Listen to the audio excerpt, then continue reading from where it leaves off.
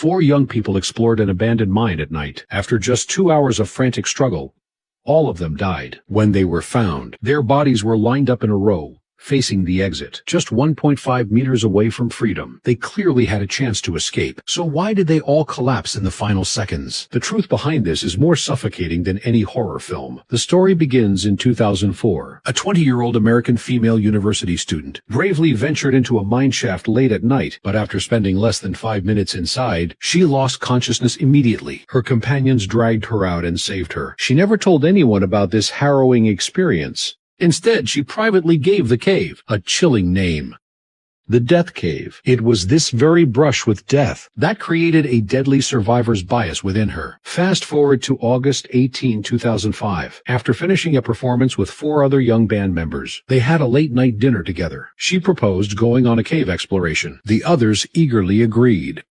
So, carrying 2 flashlights, 2 candles, and a simple nylon clothesline, they headed to Gollum Cave on the outer mountain that very night. This cave was originally an abandoned mining tunnel, later eroded by groundwater. It connected with a natural karst cavern. The entrance was hidden by weeds and loose rocks. Only one person could squeeze through at a time. Their target was at the end of the cave, a sealed chamber, 16 cubic meters in volume. At 3:00 a.m., the 5 of them looked at the small opening before them and immediately crawled inside. Gollum Cave has a 3-part structure. A 27-meter-long passage extends inward from the entrance, filled with about 40 centimeters of standing water. The walls are slippery, covered in sharp, loose rocks. At the end of the passage is a submerged, shallow tunnel leading to the inner chamber. It is 4.5 meters long, 61 centimeters wide, and 1.2 meters high, completely submerged in 3.8 degrees Celsius, about 39 degrees Fahrenheit water. No breathing space at all. At the other end of this submerged tunnel lies the sealed 16 cubic meter chamber. Only 0.9 meters of air remains above the waterline. No ventilation whatsoever. It is a deadly cage, completely cut off from the outside world. At 4:00 a.m., the 5 of them crawled on their bellies through the 27-meter flooded passage. They reached the entrance to the underwater tunnel, but one of them, looking at the dark, freezing water, was suddenly seized by fear. He decided to stay put and wait. They agreed to use the clothesline as a signal. 3 pulls meant safely reaching the inner chamber. 1 pull meant danger and the need for rescue. Then Jennifer was the first to hold her breath and dive into the icy water. The other 3 followed close behind. A few minutes later, the nylon rope gave 3 gentle tugs, but no one knew this would be their final communication.